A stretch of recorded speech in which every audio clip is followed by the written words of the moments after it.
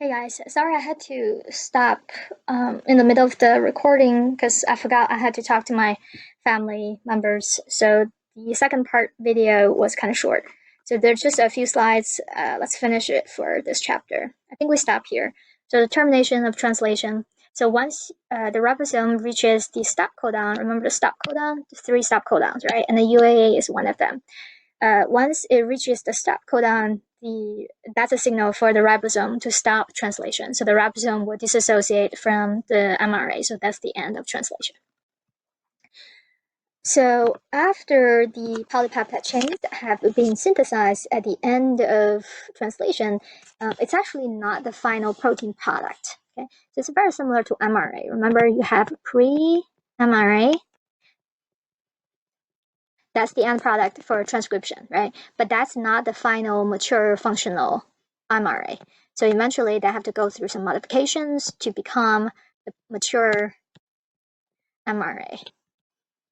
All right, remember there are 3 major modifications: 5' cap and 3' A tail, and the splicing of introns.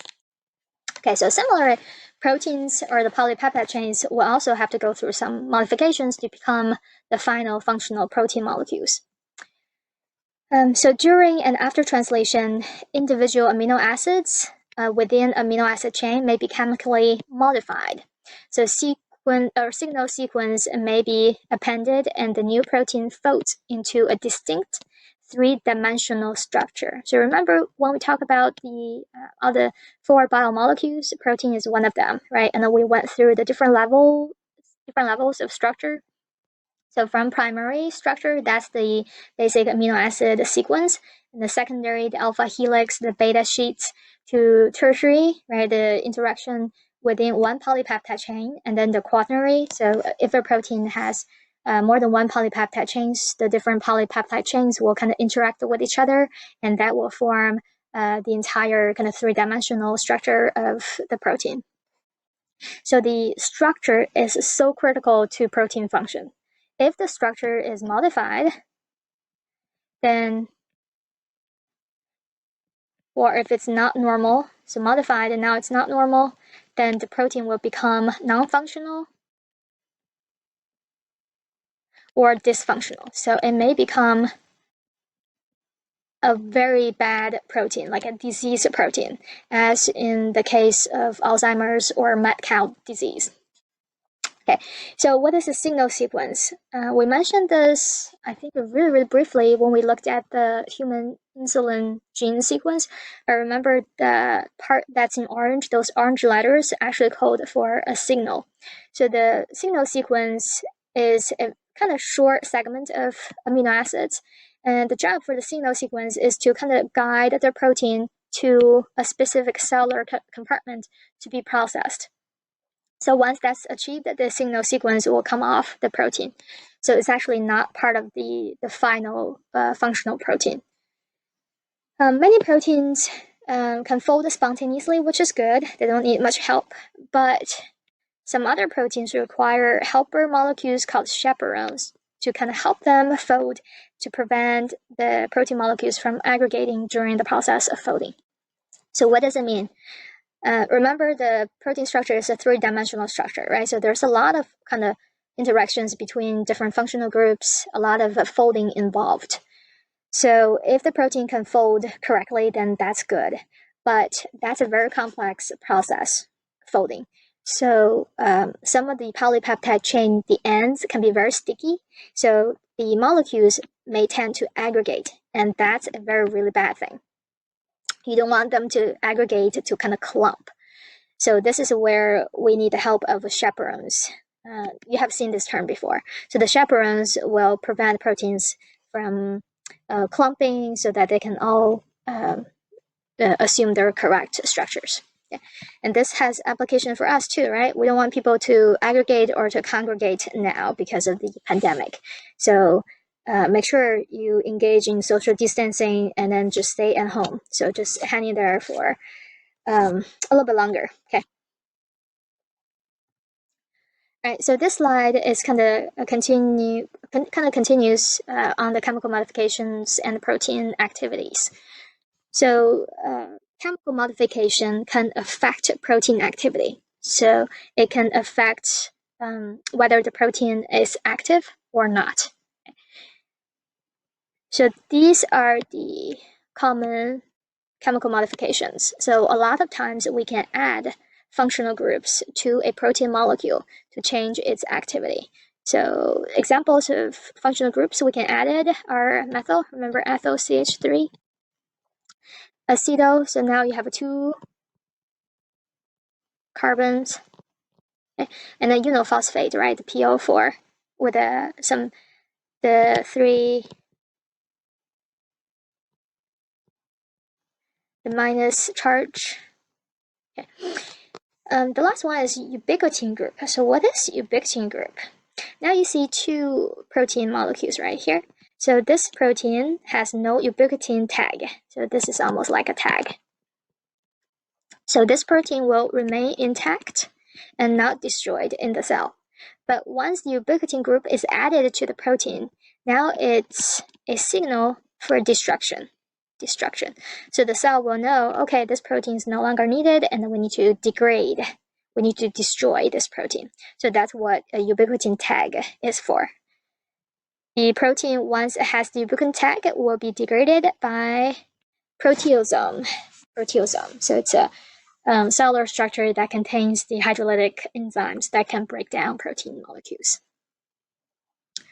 And this part, I'll let you read. It's pretty straightforward, and the information is very general, so just make sure you're familiar with it. Chemical modifications can occur in response to external stimuli, so it's not just internal signals, but also what the external environment is like. Right? So stress, like nutrients, heat. The next one, epigenetic accessibility, we will talk about that in gene expression chapter, the next chapter. Okay, so you can just read that real quick. The last topic for this chapter is mutations. I really like this picture. I don't know if you guys like X-Men, but I like the movies a lot. So what is a mutation?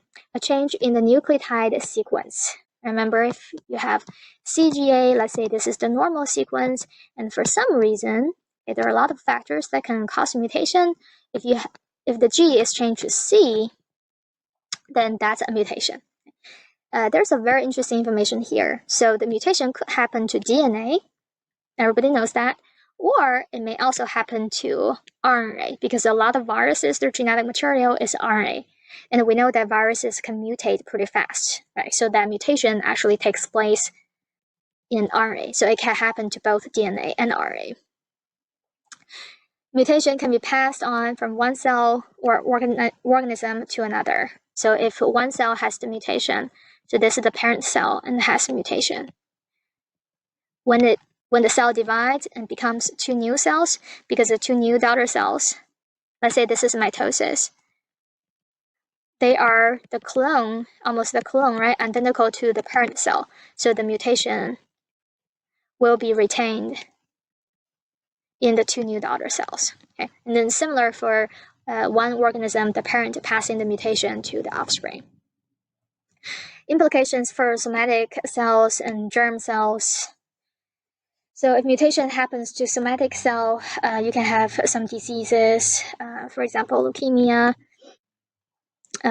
If the mutation happens in germ cell, like sperm or egg, then the offspring will get a mutation, and the disease is genetically inherited, like sickle cell anemia or albinism. So that's when the organism doesn't have too much pigment, so it looks very pale, like a albino squirrel, albino tiger. We can also have albinism in humans too. Mutations and protein functions. So mutation happens to DNA or RNA sequence, and we use those sequences to produce proteins, right? So you can imagine that if a mutation takes place, then it's probably going to have some consequences on protein functions. So there are all the consequences. First of all, you may have a silent mutation. So in silent mutation, the mutation has no effect, no impact on the protein product. So let's see over here. Oh, I have some examples later. So let me just go through the text and then we'll look at the examples. Another possibility is that you are going to have a loss of a function. Okay, so this mutation will cause a gene not to be expressed.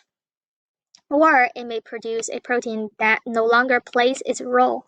So it's a non-functional protein. It doesn't do its active job. Okay. All right, and then let's see the next one, gain of function. So this type of mutation will lead to a protein with a new function. Okay, so that's why it's a gain of function. Blah, blah, blah. Yeah, so we'll have some specific examples later. Point mutation. So this is a specific type of mutation. Definitions, addition and subtraction of a single nucleotide or the substitution of one nucleotide base for another. Okay, so there are two types, transition or transversion. So in transition, the original nucleotide, if it's a pyrimidine, then it's replaced by the other pyrimidine. So that's transition. And same thing for purines, right? If you have A, which is purine, and it's replaced by G, is mutated to G, then that's also a transition. Transversion is going to be the change between pyrimidine or purine, or other ways from a purine to pyrimidine. So that's the two types of point mutation. Okay, so these are examples for the second part, right? The substitution. Now you may add or remove a single nucleotide. That's also considered a point mutation. I'll have some examples later. So we're going to focus on these 4 types of point mutations. I need to pause for a second.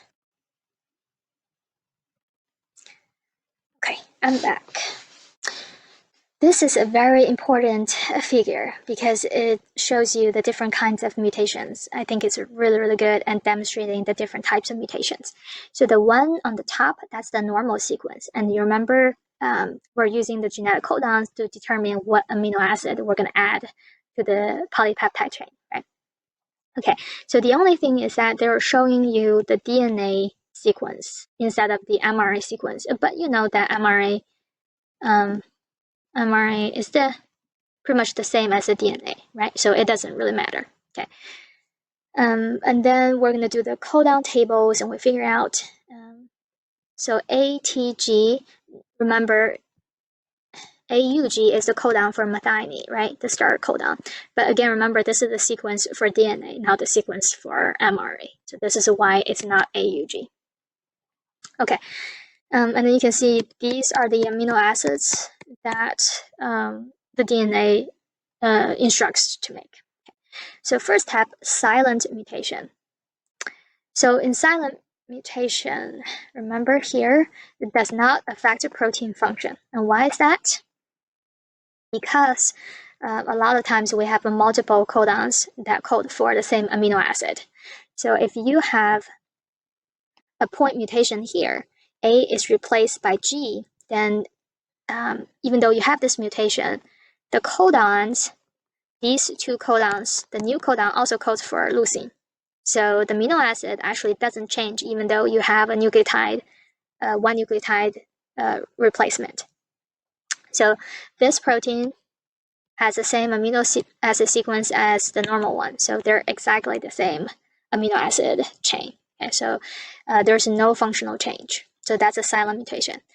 The next one is missense mutation. So in missense mutation, the mutation will cause will lead to a different amino acid. And because of the amino acid sequence is different now, the protein will probably have a different structure and different function. So that's why we call it missense. Okay, so let's look at here. So the mutation happens to here, right? So instead of a TTA, you have a TCA. And after you convert that to the mRNA sequence, the new amino acid coded by that codon is going to be serine instead of a leucine. So this is a completely different amino acid than the normal, not amino acid protein, than the original protein. Okay. So this is probably going to have changes in function.